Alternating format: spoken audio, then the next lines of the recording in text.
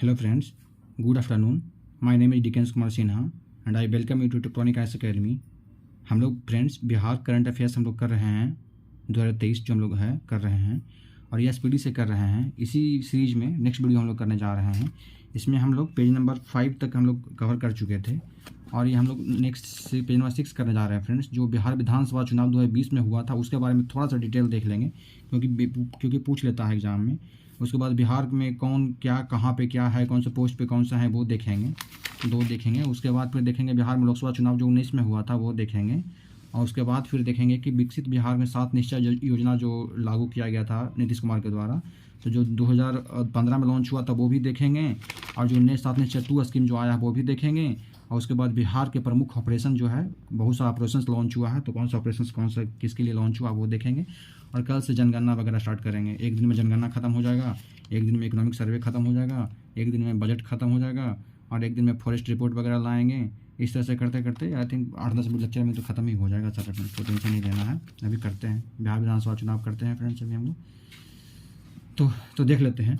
ये विधानसभा चुनाव जो 2020 वाला हुआ था फ्रेंड्स, ये 17वीं बिहार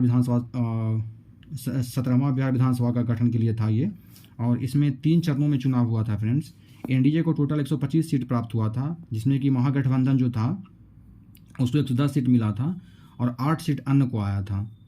नीतीश कुमार जो थे 7वां बार सब इस बार सीएम बने थे, तो 7वां बार शपथ लिए थे। जब इस बिहार विधानसभा चुनाव हुआ था उसमें 7वां बार शपथ लिए थे।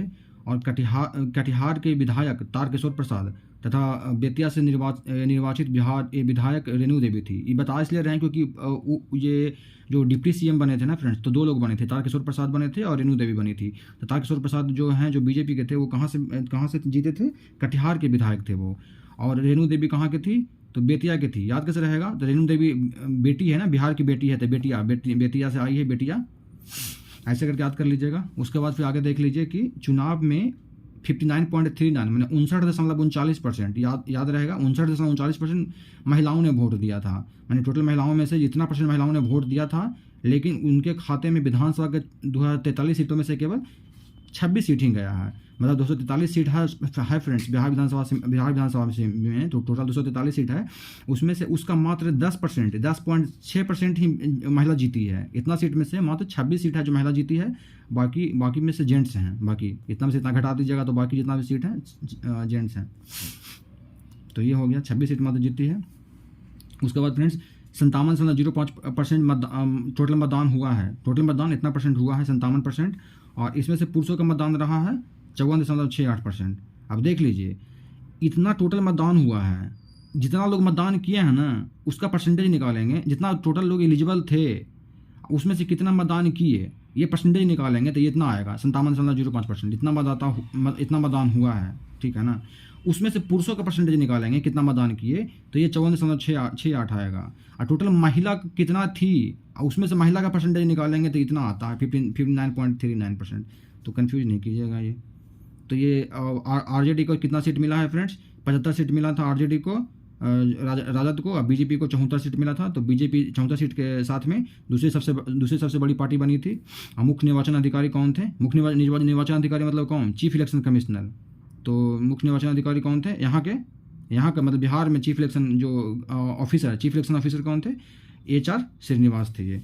अभी देख लेते हैं कि बीजेपी कितना सीट जीती है, 74 सीट। और आरजेडी कितना जीती है, 75 सीट। तो आरजेडी टॉप नंबर में थी, बिहार बीजेपी सेकंड टॉप में थी।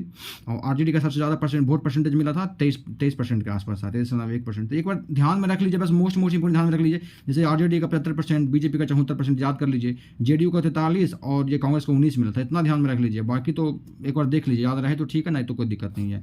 वीआईपी को 4 मिला है, हमको 4 मिला है। और बाकी सीपीआई या सीपीआईएम को 2 मिला है। और सीपीआई माले को मिला है 12।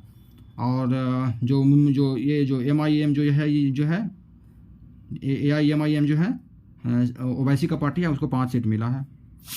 ये हो गया फ्रेंड्स। और इसी को एक बार साम्राज्य में यहाँ दिया हुआ है, एक बार देख लीजिए। बिहार विधानसभा चुनाव का क्रम 17वां था। अधिसूचना जारी कब किया गया था, 2020 में ही सितंबर में जारी किया गया था। चुनाव कितने चरण में हुआ है, 3 चरण में हुआ है। उसके बाद नोटा का इस बार सोच लीजिए, 7 लाख लोग हैं ना, उससे ज़्यादा लोग हैं जो नोटा का बटन दबा दिए थे। बिहार विधानसभा चुनाव में। मतगणना जो हुआ है ये तो 2020 में ही हुआ, नवंबर में, तो ये सब देखने की जरूरत नहीं है। महिला विधायकों की संख्या बताए थे अभी कि 26 सीट जीती है, तो वही 26 यहाँ पे आ गया। अच्छा ये बताइए, अनुसूचित जाति की कितनी सीट रिजर्व है? 38 सीट रिजर्व है, तो 38 सीट ही आरक्षित है। अनुसूचित जनजाति की 2 सीट रिजर्व है। बताए थे कि लोकसभा में जितना सीट टोटल है बिहार में, उतना टोटल यहाँ का विधानसभा में रिजर्व है। 38 सीट, 2 सीट मिलाकर 40 सीट आता है, 40 रिजर्व है, और 40 बिहार में लोकसभा का सीट है टोटल। याद रखने के लिए बताए थे। अनुसूचित जाति का 38 है, जनजाति का 2 है। सर्वाधिक मत से कौन जीता है फ्रेंड्स? महबूब आलम जीते हैं, सर्वाधिक मत से जीते हैं बिहार में। न्यूनतम मत से कौन जीते हैं? कृष्ण मुरारी, यही कृष्ण मुरारी हिलसा से जो जीते थे। मुख्य निर्वाचन आयुक्त कौन थे? मुख्य निर्वाचन आयुक्त कौन थे? सुनील अरोरा। ये कौन है? चीफ इलेक्शन कमिश्नर हैं, जो कि सेंट्रल लेवल के होते हैं ना, चीफ इलेक्शन कमिश्नर, जो प्रेसिडेंट का और प्राइम मिनिस्टर का पोस्ट और जितने भी सीएम होते हैं सारे का पोस्ट इलेक्शन कौन करवाते हैं? सेंट्रल वाले जो होते हैं चीफ इलेक्शन कमिश्नर वही कराते हैं ना, वो होते हैं। और उनके ऑफिसर कौन थे बिहार में? HR श्रीनिवासन। उसके बाद देखते हैं कि 17वां बिहार विधानसभा में प्रोटेम स्पीकर कौन चुने गए थे, जो शपथ दिलाते हैं सबको, जो पहला बार चुने जाते हैं, तो वो जीतन राम मांझी थे। और 17वां बिहार विधानसभा के अध्यक्ष चुने गए थे उस टाइम पे कौन थे, जिस समय बीजेपी का गठबंधन था नीतीश कुमार के साथ में, उस समय कौन थे? विजय कुमार सिन्हा थे।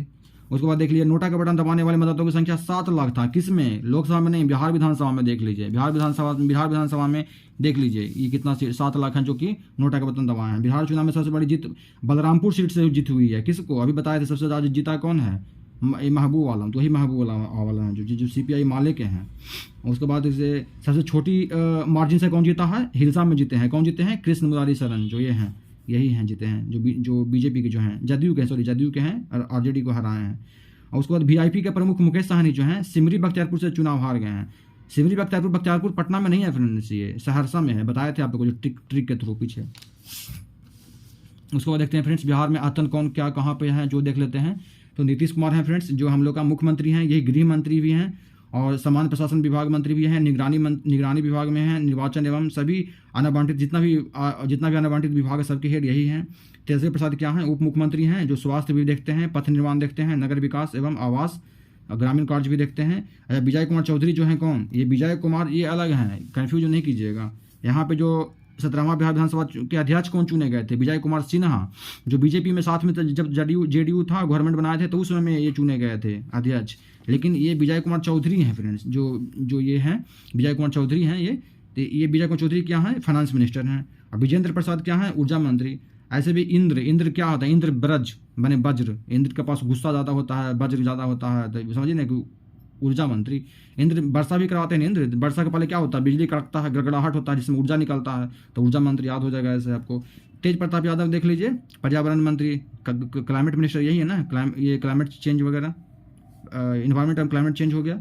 उसके बाद सारा याद रखने की जरूरत नहीं है, आप देख सकते हैं, बट सारे याद नहीं करने की जरूरत है। हम कुछ सिलेक्टेड ही करवाए हैं जो पूछने का ज़्यादा चांस है। जैसे कि श्रवण कुमार है, ग्रामीण विकास मंत्री है। सुरेंद्र प्रसाद यादव हैं, सहकारिता मंत्री, कोऑपरेटिव मिनिस्टर हैं ये बिहार में। कुमार सर्वजीत पर्यटन है, सर्वजीत ऐसे याद रहेगा। सर्व में देखिए ना रेफ लगा हुआ है, ऐसे में भी पर्यटन में भी रेफ लगा हुआ है, सर्वजीत पर्यटन याद रह जाएगा, इस तरह से याद कर लीजिएगा। रत्नेश सदा, अनुसूचित जाति और जनजाति कल्याण मंत्री हैं कौन? रत्नेश सदा, माने अनुसूचित जनजाति के सदा के लिए कल्याण करेंगे ये, रत्नेश सदा, ऐसे याद रख लीजिए। और चंद्रशेखर तो शिक्षा मंत्री हैं, सबको याद ध्यान होगा अभी। और उसके बाद अनिता देवी हैं, जो पिछड़ा वर्ग, जो कि पिछड़ा वर्ग एवं अति पिछड़ा वर्ग के कल्याण के लिए हैं, बैकवर्ड क्लास और अदर बैकवर्ड क्लास के लिए हैं, अनिता देवी हैं। और कुमार सर्वजीत, ये भी जो हैं, जब सर्वजीत क्या देखे थे? पर्यटन मिनिस्टर देखे थे ना, यही कृषि मंत्री भी हैं फ्रेंड्स। और उसके बाद मोहम्मद जमा खान क्या है? अल्पसंख्यक कल्याण मंत्री हैं। अच्छा, अल्पसंख्यक मतलब जो मुस्लिम लोग आते हैं और भी लोग जो आते हैं अल्पसंख्यक में आते हैं, तो अल्पसंख्यक का कल्याण हुआ कहाँ है? जमा है, सारे के सारे कल्याण करना बाकी है, जमा है, कल्याण हुआ नहीं है, तो जमा है, तो इसलिए जमा खान। मुरारी प्रसाद गौतम, ये पंचायती राज मिनिस्टर हैं। और ये समीम अहमद हैं, जो कि कानून मंत्री हैं। ये हो गया फ्रेंड्स, ये देख लीजिएगा। उसके बाद थोड़ा सा इधर देख लीजिए कि राज्य के प्रमुख पदों पे आसीन व्यक्ति कौन कौन है। तो राज्यपाल अभी पता है कौन है? आर्लेकर जी हैं। पूरा नाम क्या है? राजेंद्र विश्वनाथ आर्लेकर। और उसके बाद राज्य के मुख्य सचिव कौन है? अमीर सुबहानी, याद होगा, BPSC के लिए प्रोटेस्ट किया होगा ना, तो याद होगा ना, अमीर सुबहानी से मिलने गए थे बहुत लोग। बिहार विधानसभा के ये था 17वां ये था। और इसमें अध्यक्ष कौन है? अवध बिहारी चौधरी हैं अभी, तो देख लीजिए, अवध बिहारी चौधरी हैं। और विधानसभा के उपाध्यक्ष कौन है? महेश्वर हजारी। और नेता कौन है प्रतिपक्ष के अभी बिहार विधानसभा में? विजय कुमार सिन्हा, वही विजय कुमार सिन्हा जो कि अध्यक्ष चुने गए थे पहली बार जब गठबंधन में थे गवर्नमेंट। तो विजय कुमार सिन्हा वही है नेता प्रतिपक्ष हैं। अच्छा, नेता प्रतिपक्ष विधानसभा जो हमारा लेजिस्लेटिव असेंबली है वहाँ विजय कुमार सिन्हा। और बिहार विधान परिषद के नेता प्रतिपक्ष कौन है? तो सम्राट चौधरी जो बीजेपी के अभी प्रेसिडेंट हैं आई थिंक बिहार के। तो ये सम्राट चौधरी। तो लेजिस्लेटिव काउंसिल का सम्राट चौधरी, लेजिस्लेटिव असेंबली के कौन है नेता प्रतिपक्ष? विजय कुमार सिन्हा, याद हो जाएगा। विधानसभा के अध्यक्ष कौन है? अवध बिहारी। और विधान परिषद के अध्यक्ष कौन है? सभापति देवेंद्र चंद्र ठाकुर, याद रख लीजिए, देवेंद्र चंद्र ठाकुर। अब बिहार विधान परिषद के उप सभापति। तब देखिए फ्रेंड्स, विधान परिषद के सभापति या विधान परिषद के उप सभापति दोनों में चंद्र आ रहा है, ठीक है ना। तो लेजिस्लेटिव काउंसिल वाले, ये मतलब ऊपर वाले जो होते हैं, लेजिस्लेटिव असेंबली नहीं, लेजिस्लेटिव काउंसिल। तो लेजिस्लेटिव काउंसिल का मतलब सभापति चंद्र, देवेश चंद्र ठाकुर, और उप सभापति हैं रामचंद्र पूर्वे। तो दोनों में चंद्र आ रहा है, तो याद हो जाएगा आप लोगों को आई थिंक। और उसके बाद फिर देख लीजिए विधानसभा के सभापति, ये तो हो गया ना। और विधानसभा के अध्यक्ष कौन है? तो अवध बिहारी है, जिसमें बिहारी नाम आ रहा है, तो बिहारी से याद कर लीजिए, जिसमें कि अवध बिहारी चौधरी, ऐसे याद कर लीजिएगा। अच्छा, पटना हाई कोर्ट के मुख्य न्यायाधीश कौन है?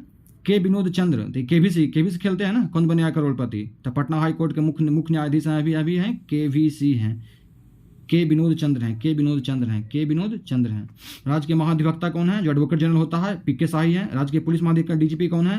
भट्टी। अगर कुछ भी कीजिएगा ना, डीजीपी भट्टी में झोंक देंगे पकड़ के, होता है ना, भट्टी में झोंक देते हैं पकड़ करके, वही। राज्य के मुख्य सूचना आयुक्त कौन है? अच्छा, मुख्य सूचना आयुक्त क्या होते हैं? Chief information commissioner. इन्फॉर्मेशन कौन फैलाते हैं? तो पहले के जमाना में देखे हैं ना, महाभारत रामायण देखे हैं ना, तो कौन थे इन्फॉर्मेशन ले जाने वाले इधर उधर? नारद जी, भगवान। तो वही नारद जी हैं। तो वही नारद से नरेंद्र हो जाएगा, नरेंद्र कुमार सिन्हा। राज्य अल्पसंख्यक आयोग के अध्यक्ष कौन है? अल्पसंख्यक आयोग के तो यूनुस हुसैन हकीम। तो अल्पसंख्यक में तो होते हैं ना, मुस्लिम लोग आते हैं, तो वही मुस्लिम ही हैं, यूनुस हुसैन हकीम। राज्य मानवाधिकार आयोग के अध्यक्ष कौन है? ह्यूमन राइट कमीशन के विनोद आदमी है, बेचारा सीधा आदमी है, विनोद आदमी है। अब इनको किन्हीं का ह्यूमन राइट वायलेशन होगा ना, तो किसी पॉलिटिकल पार्टी की तरफ डोमिनेट नहीं करते हैं, ये चुपचाप जाके मानवाधिकार का जो किसी का हनन होगा ना, तो उसको आवाज़ उठा देंगे। तो विनोद कुमार है, मानवाधिकार का हनन होगा तो विनोद आदमी है, ये विनोद सीधा साधा आदमी, आवाज़ उठा देंगे, किसी को दबाएंगे नहीं पॉलिटिकल इन्फ्लुएंस में आकर के। बिहार राज्य महिला आयोग के अध्यक्ष कौन है? अच्छा, महिला का दिल बहुत अति होता है, सॉफ्ट होते हैं ना, महिला लोग दिलदार होते हैं, जल्दी पिघल जाते हैं, ऐसे याद कर लीजिए ना कि महिला राज्य के आयोग के अध्यक्ष कौन है? दिलमणि मिश्रा। बिहार लोक सेवा आयोग के अध्यक्ष अतुल प्रसाद, पता ही होगा आप लोगों को, इतना बार प्रोटेस्ट किए हैं अभी। तो नालंदा विश्वविद्यालय के चांसलर कौन है फ्रेंड्स? अरविंद पनगरिया। तो ये हो गया। उसको नालंदा विश्वविद्यालय के वाइस चांसलर कौन है? अभय कुमार सिंह जो है वाइस चांसलर बने हैं। ये चांसलर मोस्ट इंपोर्टेंट है फ्रेंड्स, याद कर लीजिएगा। लोकायुक्त कौन है अभी बिहार के? श्याम किशोर शर्मा। लोकायुक्त कौन है? श्याम किशोर शर्मा, याद कर लीजिए ना। किशोर हैं, किशोर मतलब बहुत ही यंग है एकदम, बहुत ही यंग आदमी को बना दिया गया है लोकायुक्त। लोकायुक्त होता है ना, जैसे सेंटर में लोकपाल होता है, तो बिहार में स्टेट में क्या होता है? लोकायुक्त होता है। और लोकायुक्त क्या करता है? जस्टिस करेगा सबको दम, इसलिए एकदम किशोर आदमी को बनाया गया है। बिहार आज पिछड़ा वर्ग के आयोग के अध्यक्ष कौन है? संजय कुमार हैं। और बिहार अति पिछड़ा वर्ग के आयोग कौन है? नवीन चंद्र आर्या हैं। तो देखिए ये सब क्या है ना फ्रेंड्स, ये सब ट्रिक लगा के याद तो किया जा सकता है, लेकिन सारे को याद नहीं संभव है ना। तो एग्जाम में जाने से पहले एक बार देख के जाइएगा। वीडियो को क्या कीजिएगा ना, जैसे अभी वीडियो बनाते जा रहे हैं, तब 20-20 मिनट का वीडियो आ रहा है, तो कंपाइल करके लास्ट में टोटल वीडियो दे देंगे ना, तो लास्ट में जाने से पहले एक बार × 2 करके देख लीजिएगा स्पीड में, सारा को एक बार देख लीजिए। तो उससे क्या होगा ना कि गलती होने का चांस बहुत घट जाएगा, नहीं तो गलती ज़्यादा होगा ना। अभी एक बार देख लीजिए और फिर लास्ट में सारे को × 2 स्पीड करके देख लीजिएगा एक बार। बिहार अति पिछड़ा वर्ग के आयुक्त कौन है? नवीन चंद्र आर्या हैं। राज्य का निर्वाचन आयुक्त कौन है? अच्छा देखिए, अभी बताए थे कि मुख्य निर्वाचन आयुक्त कौन है? सुनील अरोड़ा, जो सेंट्रल लेवल का हो गया वो। तो बिहार के कौन है? दीपक प्रसाद। दीपक जलाएंगे बिहार में, माने कि होता है ना कि इलेक्शन के दिन क्या होता है, सब इधर उधर शराब बांटता है, सब पॉलिटिकल पार्टी शराब बांटता है, तो कोई पैसा बांट रहा है, तो कोई साड़ी बांट रहा है। ये दीपक जला के हर घर में दीपक जला के ढूंढेंगे कि कहाँ शराब बट रहा है, कहाँ पैसा बट रहा है, ताकि ये सब नहीं हो धांधली। राज्य के मुख्य चुनाव अधिकारी कौन थे? बताए थे कि सुनील अरोड़ा थे। तो उनके ऑफिसर कौन थे बिहार में? ये HR श्रीनिवास थे, यहाँ पे बताए थे ना, यहाँ पे याद कीजिए, HR श्रीनिवास हो गया। बिहार कर्मचारी चयन आयोग के अध्यक्ष कौन है? Ravindra Kumar, staff selection commission के। अब बाल अधिकार संरक्षण आयोग के अध्यक्ष कौन है? ये प्रमिला कुमारी प्रजापति। अब मतलब होता है ना कि बाल अधिकार संरक्षण माने कि चाइल्ड राइट, ये वेलफेयर चाइल्ड राइट वाला ये है। चाइल्ड राइट ये कौन है? प्रमिला कुमारी प्रजापति। तो प्रजा का काम ही होता है कि अपने बाल बच्चों को सबको मतलब जो राजा होता है क्या होता है? अपने प्रजा को अपने बाल बच्चा की तरह देखता है ना। तो बाल अधिकार संरक्षण ऐसे याद कर लीजिए, जिसमें प्रजापति आएगा। अब बिहार ओलंपिक मैंने सबको अपना बच्चा मानता ना राजा, इसलिए बाल अधिकार। बिहार ओलंपिक संघ के अध्यक्ष कौन है? अब्दुल बारी सिद्दीकी, ये ओलंपिक संघ के अध्यक्ष हैं ये। अब बिहार क्रिकेट एसोसिएशन के अध्यक्ष कौन है? राकेश तिवारी। ऐसे आपके कोई अगर फ्रेंड्स है जो क्रिकेट खेलता हो ज़्यादा, अगर उसका राकेश नाम है तो याद कर लीजिए कि हाँ बिहार क्रिकेट एसोसिएशन के अध्यक्ष कौन है? राकेश तिवारी जी हैं। उसके बाद फिर ये बिहार एथलेटिक्स एसोसिएशन के जो हैं जो है सलीम परवेज हैं, परवेज, मतलब ऐसे याद कर लीजिए, ये हो गया। नेक्स्ट देखते हैं फ्रेंड्स, बिहार में लोकसभा चुनाव देखते हैं 2019 वाला जो हुआ था वो देख लेते हैं। ये जैसे कि राज्यसभा वाला जो राज्यसभा बोल रहे हैं, मतलब बिहार में लोकसभा का चुनाव है और स्टेट इलेक्शन जो स्टेट में जो इलेक्शन हुआ था फ्रेंड्स, जो विधानसभा का चुनाव हुआ था उसमें क्या 3 चरण में हुआ था या 7 चरण में हुआ था? 40 सीट के लिए हुआ था, 7 चरण में हुआ था। लालू प्रसाद यादव का राष्ट्रीय जनता दल जो सुपड़ा साफ हो गया, इसमें एक भी सीट नहीं लाए थे लालू यादव का। अब विधानसभा में तो सबसे ज़्यादा सीट लालू प्रसाद यादव को ही आया था। जनता दल को 16 सीट आया था और बीजेपी को 17 सीट आया था और इसमें लोजपा को 6 सीट आया था और किशनगंज का जो एकमात्र सीट था ना वो कांग्रेस के खाते में गया था। बस इतना ही है। अब कौन कब चुनाव हुआ था, कौन कौन फेज में याद करने की जरूरत नहीं है फ्रेंड्स, उतना नहीं जरूरत है, बहुत पुराना हो चुका है न्यूज। अब 3 सीट से महिला सदस्य निर्वाचित हुई है जो निम्न है। अच्छा, विधानसभा में 243 सीट में से कितना सीट महिला का है? 246 में से 26 सीट जीता है। 243 में से कितना सीट जीती थी? 26 सीट जीती थी। इसमें से 40 सीट में से 3 सीट जीती है जो महिला जीती है। कहाँ से? शिवहर का संसदीय क्षेत्र से रमा देवी जो भाजपा में है, और सिवान, ये शिवहर हो गया, और ये सिवान क्षेत्र से कविता सिंह जो जेडीयू के थी, और उसके बाद वैशाली से हो गया बीना देवी, वैसे वैशाली वैसे बीना, याद रखिएगा, ये हो जाएगा। अब पूरे देश में 17वें लोकसभा चुनाव के दौरान नोटा का सर्वाधिक प्रयोग बिहार में किया गया। देखिए उसमें भी हुआ था सबसे पहले, विधानसभा में सबसे ज़्यादा हुआ था, विधानसभा में भी 7 लाख नोटा चला गया था। और लोकसभा के चुनाव में तो सबसे ज़्यादा, जितना भी स्टेट में इलेक्शन हुआ ना, सबसे ज़्यादा बिहार में हुआ है नोटा, और उसमें भी गोपालगंज में सबसे ज़्यादा हुआ है।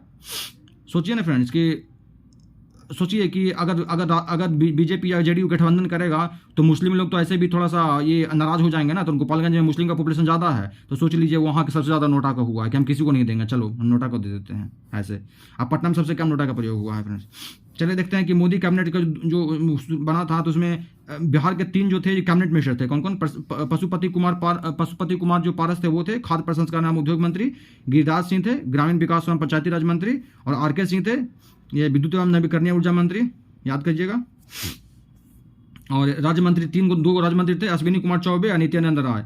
तो पशुपति, गिरिराज और आर.के. सिंह ये कैबिनेट में हो गए, और अश्विनी कुमार नित्यानंद हो गए राज्य मंत्री हो गए। ये हो गया उपभोक्ता मामले खाद्य पर्यावरण वन मंत्री अश्विनी कुमार, और नित्यानंद राय हो गए गृह मंत्रालय, ये हो जाएगा। इसके बाद बिहार में से निर्वाचित कौन कौन संसदीय क्षेत्र से कौन जीते हैं, कौन पार्टी के हैं, ये इंपॉर्टेंट नहीं है, छोड़ दे रहे हैं, पॉलिटिकल न्यूज हो गया पूरा का पूरा। और विकसित बिहार में 7 निश्चय। तो देखिए फ्रेंड्स, 2015 के विधानसभा चुनाव में यह घोषणा किया गया था नीतीश कुमार की 7 निश्चय स्कीम लाएंगे।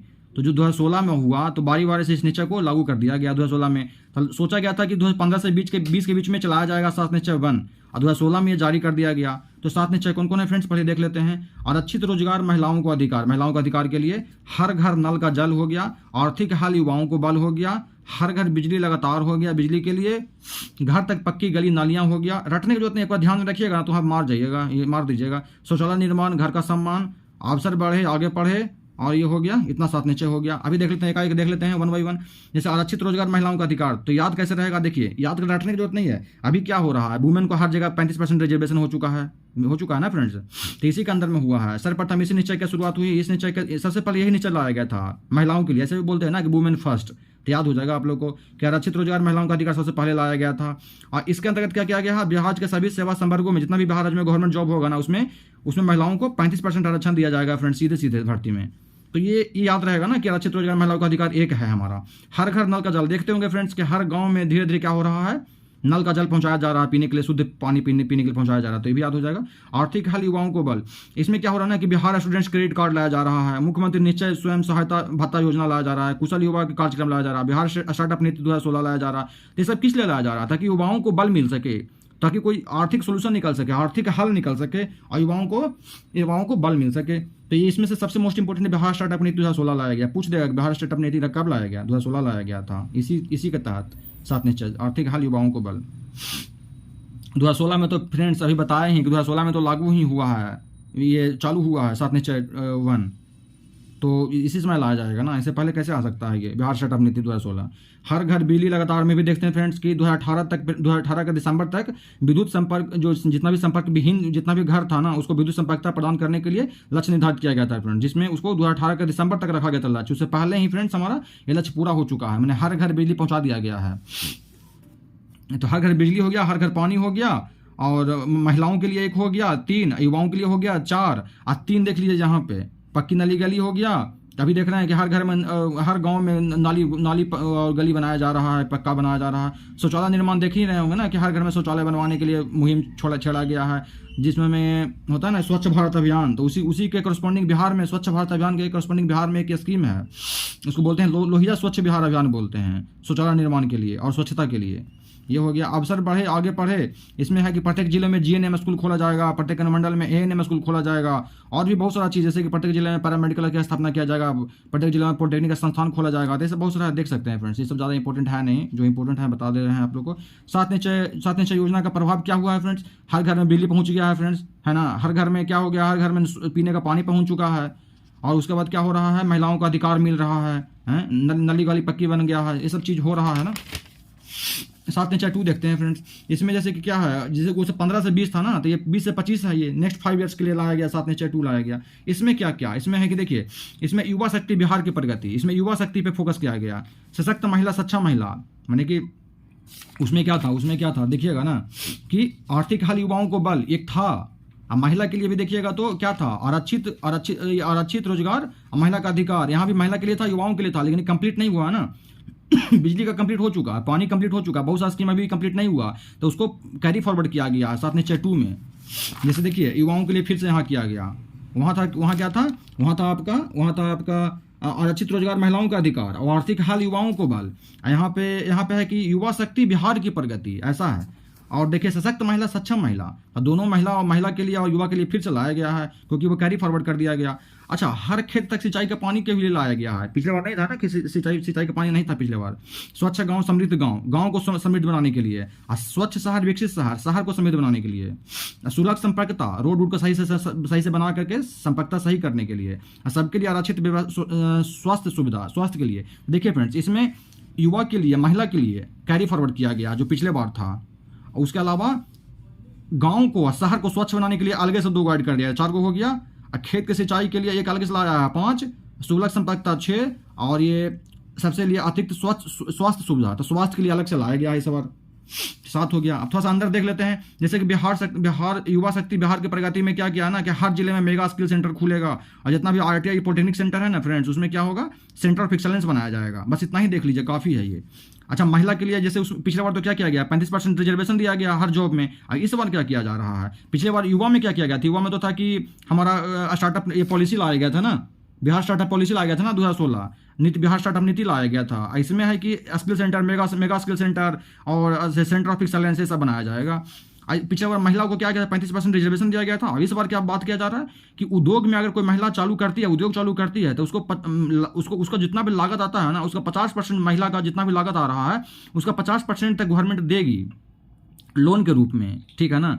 और मैक्सिमम क्या है, 5 लाख तक देगी, ठीक है ना, मैक्सिमम 5 लाख तक देगी। ऐसे 50% देने की बात हो रहा है, लेकिन आप बिजनेस चालू कर रहे हैं, 50% सपोज पार कर गया आपको 5 लाख से, तो 5 लाख मैक्सिमम 5 ही लाख तक देगी फ्रेंड्स, ये हो गया। और उसमें भी अगर आपको जितना इंटरेस्ट आएगा ना, उसका 5 लाख तक इंटरेस्ट आपको मुफ्त माफ है फ्रेंड्स। उसके बाद अगर 12th पास करती है और शादी नहीं हुआ, महिला का विवाहित नहीं है, तो 2500 रुपया मिलता है। और अगर स्नातक पास करती है, ग्रेजुएशन करती है, तो शादी हो चाहे ना हो, 50 रुपया मिलता है आपको। और कहीं कुछ देखने की जरूरत नहीं है फ्रेंड्स। एक बार देखिए, सबके लिए अतिरिक्त स्वास्थ्य सुविधा, ये देख लीजिए, हृदय में छेद अगर है फ्रेंड्स किसी का, और ऐसा बच्चा जन्म ले रहा है, तो उसको निःशुल्क उपचार कराया जाएगा। योजना का नाम क्या है, बाल हृदय योजना। समझ में आ रहा है, बाल हृदय योजना।